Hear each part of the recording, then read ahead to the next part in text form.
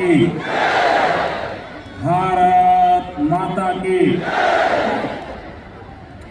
मैं अपनी बात शुरू करूं उसके पहले जो इस चुनाव में उम्मीदवार है यहाँ, वो जरा आगे आ जाए। जो उम्मीदवार हैं, जो चुनाव लड़ रहे हैं, एक मिनट में उनके पास जाके आता हूं।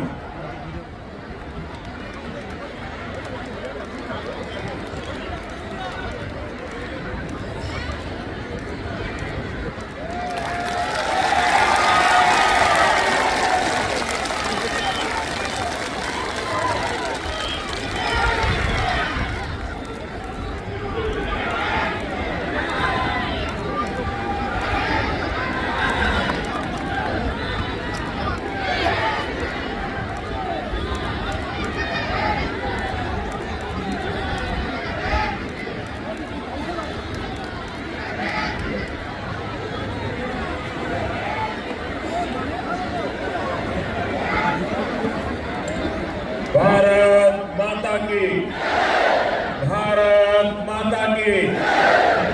नमस्कार। उजोलीर राइजोलई मरण आरु श्रद्धा जानाइছো। আপোনালোক সকলোলে বহাগ বিহুৰ उलोक जोनालो।